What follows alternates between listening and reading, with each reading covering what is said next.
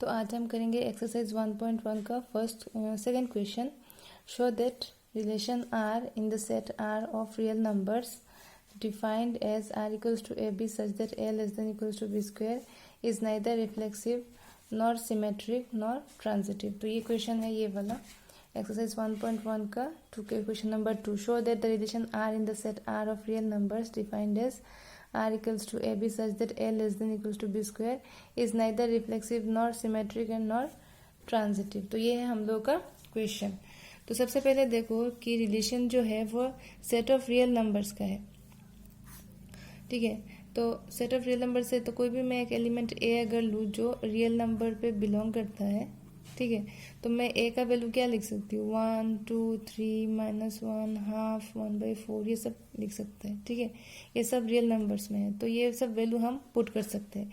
तो सबसे पहले इंपॉर्टेंट चीज़ है कि show that relation R is non reflexive. हमको शो करना है कि ये रिफ्लेक्सिव भी नहीं है, सिमेट्रिक भी नहीं है, ट्रांजिटिव भी नहीं है। तो इसका मतलब श्योर है कि ये जो रिलेशन है वो रिफ्लेक्सिव है ही नहीं, बस हमको सिर्फ इसको शो करना है कोई भी एक एग्जाम्पल लेके। तो रिलेशन जो दिया हुआ है वो क्या है, A B such that A less than equals to B square, ये हम लोगों का रिलेशन दिया हुआ है। और आर जो है वो सेट ऑफ रियल नंबर्स है। तो सपोज आप देखो कि हम लोग का जो रिफ्लेक्सिव होने का कंडीशन क्या था, रिफ्लेक्सिव होने का कंडीशन यही था कि if A belongs to R for all A belongs to capital A. ये कैपिटल ए कोई भी एक सेट है और ए एक एलिमेंट है जो इस पे बिलोंग करता है, और ए अगर आर में हुआ, रिलेशन में हुआ, तो हम कह सकते हैं कि ये रिलेशन रिफ्लेक्सिव है। ये हम लोग का कंडीशन है। तो इस प्रॉब्लम में जो हम वैल्यू लेंगे, ए का वैल्यू अगर सपोज हमने ए लिया तो ए स्क्वायर कितना आता है, ए स्क्वायर आता है 1। तो ए जो है वो इक्वल्स टू ए स्क्वायर हो गया, ठीक है, जो कि हम लोग का जो कंडीशन है कि a less than equals to B square होना है। अगर हम लोग का ए आर में है तो आप देखो कि अगर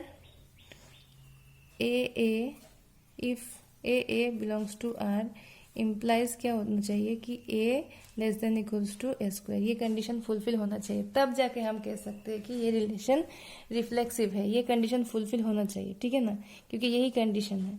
तो अब हमने अगर एग्जांपल लिया कि ए इक्वल्स टू 1 है तो ए स्क्वायर 1 ही हो जाता है, तो ये कंडीशन तो फुलफिल हो रहा है। पर अगर हम ए का वैल्यू 2 लेते हैं तो ए स्क्वायर कितना होता है 4, तो क्या होता है ए, ठीक है, तो ए कितना होता है लेस देन स्क्वायर, ये भी हो रहा है, ये भी कंडीशन फुलफिल हो रहा है। अभी आप देखो कि ये तो रियल नंबर का है ना, तो आप सोचोगे कि हम ऐसे एग्जांपल क्यों लेंगे। सपोज मैंने अगर अभी ए इक्वल्स टू हाफ लिया, तो अब आप बोलोगे कि एग्जाम में इतना टाइम तो नहीं होता कि हम एक के बाद एक चेक करते रहे, तो इसके लिए आपको प्रैक्टिस करना पड़ेगा। इसके लिए आपको बहुत ज़्यादा प्रैक्टिस करना पड़ता है ताकि आपको याद रहे कि कहाँ कौन सा एग्जाम्पल लेना है। और ये सिंस ये रियल नंबर का ही है, तो आपको कहीं ना कहीं आपके दिमाग में ये होना चाहिए कि हम ये एग्जांपल भी ले सकते हैं कि ए इक्वल्स टू हमने हाफ ले लिया तो ए स्क्वायर तो क्या आ जाएगा, ए स्क्वायर आ जाएगा 1/2 होल स्क्वायर इक्वल्स टू 1/4। अभी आप देखो कि 1/2 कितना होता है 0.5 और 1/4 क्या होता है 0.25। तो ये तो डेफिनेटली बड़ा है, इसका मतलब ए ग्रेटर देन ए स्क्वायर आ गया, और ये कंडीशन फुलफिल नहीं हो रहा है। तब हम कहेंगे कि ये कंडीशन फुलफिल नहीं हो रहा है, जिसका मतलब रिलेशन रिफ्लेक्सिव नहीं है। अब आप बोलोगे कि यही एग्जांपल क्यों लेना है, हमें कैसे पता चलेगा कि यही एग्जांपल लेना है। तो उसके लिए आपको थोड़ा प्रैक्टिस करना पड़ेगा। और एक चीज़ आपके दिमाग में होना चाहिए कि सिंस ये रिलेशन और ये सेट जो है वो रियल नंबर का है, तो हमको एग्जाम्पल फ्रैक्शन में हम ले सकते हैं, ये चीज़ नॉर्मल है, ठीक है। तो ये आपको थोड़ा ध्यान देना पड़ेगा कि कौन सा एग्जाम्पल लेना है, उस कौन से एग्जाम्पल से आपको शो करना पड़ेगा। तो मैं क्या लिख सकती हूँ कि since a is less than equals to a square is not true for all values of a. हर वैल्यू ऑफ ए, सब वैल्यू ऑफ ए में हम ये कंडीशन फुलफिल नहीं हो रहा, therefore R is not reflexive, ठीक है, आर रिफ्लेक्सिव नहीं है। अब हम चेक करेंगे कि ये सिमेट्रिक है कि नहीं। If A B belongs to R then B A belongs to R for all A B belongs to capital A. ये हम लोग का कंडीशन है सिमेट्रिक होने के लिए कि अगर ए बी आर में है देन बी ए भी आर में होना चाहिए such that A B belongs to capital A. तो ये हम लोग का कंडीशन है सिमेट्रिक होने के लिए। तो आप देखो कि इसमें हम लोग का क्या था रिलेशन, आर जो रिलेशन था वो था ए बी, ठीक है, such that A less than equals to B square. तो हम कोई भी एक एग्जाम्पल लेंगे, ठीक है। तो ए अगर हमने 1 लिया, बी को सपोज 2 लिया, तो बी स्क्वायर कितना होता है 4, तो ए लेस देन बी स्क्वायर आ रहा है, तो ये कंडीशन फुलफिल हो रहा है। तो हमें ऐसा कोई एग्जाम्पल लेना होगा जिससे, तो आप देखो कि इस कंडीशन तो फुलफिल हो रहा है, तो देयरफॉर अगर मैंने कहा कि a B belongs to R है implies a less than equals to B square, ये कंडीशन तो यहाँ पे फुलफिल हो रहा है। पर क्या मैं लिख सकती हूँ कि B A belongs to R, लिख सकती हूँ क्या कि या इस कंडीशन में आप देखो कि बी जो बी ए है, सपोज मैंने बी लिया है 2, ठीक है, और ए है हम लोग का 1, तो बी स्क्वायर जो है वो सॉरी जो अगर ए स्क्वायर है तो वो है 1, तो क्या हो गया B is greater than A square, ठीक है। तो इस कंडीशन में ये कंडीशन फुलफिल नहीं हो रहा, तो अगर मैं क्या लिखूंगी B A not belongs to R, क्योंकि यहाँ पे हम लोग का जो है ये बी जो है, ठीक है, बी जो है वो ग्रेटर देन आ रहा है ए स्क्वायर, ये हम लोग का आ रहा है। तो इस हिसाब से हम B A not belongs to R होगा, क्योंकि हम लोग का ये निकल के आ रहा है, ठीक है।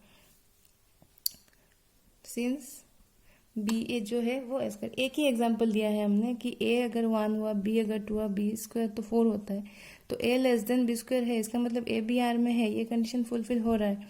पर यहाँ पर जब आप देखो अगर बी तो 2, सेम एग्जाम्पल पे ही हम लेंगे, बी 2 लिया, ए को 1 लिया, तो हम लोग का ए स्क्वायर जो है वो 1 आ रहा है, तो बी तो ग्रेटर देन ए स्क्वायर हो गया।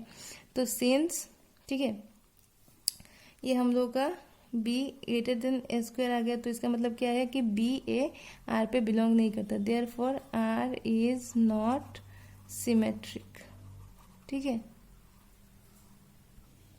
अब लास्ट वाला हम देखेंगे कि ये ट्रांजिटिव है कि नहीं। तो ट्रांजिटिव होने का कंडीशन क्या था कि if A B belongs to R and B C belongs to R then A C belongs to R for all A B C belongs to capital A. ये हम लोगों का कंडीशन है ट्रांजिटिव होने के लिए, ठीक है। तो ट्रांजिटिव होने का यही हम लोगों का कंडीशन है। अभी हम लोग एग्जांपल लेंगे कि सपोज ए बी सी, ठीक है, और बी स्क्वायर सी स्क्वायर।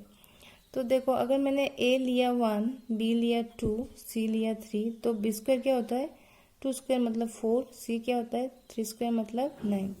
तो इस एग्जांपल में हम लोग का suppose a B belongs to R implies क्या होना चाहिए कि a less than equals to B square, यही हम लोग का कंडीशन है।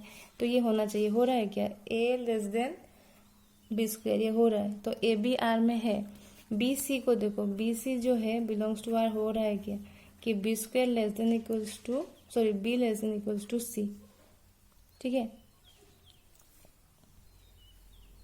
तो अभी आप देखो कि ये हम लोग का a less than equals to B square हम लोग का हो गया। अभी हम अगर लिखे कि B C belongs to R, तो क्या ये होता है क्या, देखो तो कि B less than equals to C square, B less than equals, ये भी हो रहा है, ठीक है। तो ए सी, ए जो है वो 1 है और ए सी बिलोंग्स टू आर अगर मैं लिखूँ यहाँ पे, तो ए बी सी स्क्वायर से लेस है, तो ये भी कंडीशन फुलफिल हो रहा है। तो इसमें तो क्वेश्चन फुलफिल हो रहा है, पर हमें शो क्या करना है कि ये फुलफिल नहीं होगा। तो अगर मैंने एग्जांपल लिया, suppose A is suppose 2, B suppose -2, C suppose -1, अगर मैंने कोई भी एक एग्जांपल लिया, क्योंकि ये रियल नंबर का है तो हम कोई भी कंडीशन ले सकते हैं। तो बी स्क्वायर कितना होता है, -2 का होल स्क्वायर होता है 4, और -1 का होल स्क्वायर होता है हम लोग का 1, ठीक है। तो अभी आप देखो कि ए बी जो है इस कंडीशन में, ये कंडीशन देखेंगे हम, इस कंडीशन में देखो कि ए बी जो है वो आर में बिलोंग करता है और ए जो है बी का स्क्वायर से हम लोग का छोटा है, तो ये कंडीशन फुलफिल हो रहा है इस एग्जांपल से। बी सी जो है वो आर में है, क्योंकि बी जो है वो सी स्क्वायर तो 1 होता है, तो उससे लेस है, ठीक है, -2 इज लेस देन 1। अभी आप देखो ए सी जो है वो अगर मैं बिलोंग्स टू आर लिखूँ तो ए है हम लोगों का 2, ठीक है, और सी का स्क्वायर कितना होता है 1, तो 2 तो ग्रेटर देन 1 हो गया, ठीक है। तो ये यहाँ पे क्या हो गया, a is greater than c square, तो अगर ये कंडीशन यहाँ पे फुलफिल नहीं हो रहा तो ए सी नॉट बिलोंग्स टू आर, ठीक है। तो देयरफॉर हम क्या कह सकते हैं कि आर इज नॉट ट्रांजिटिव, ठीक है। तो ये हम लोग का यहाँ पे शो हो गया। Thank you.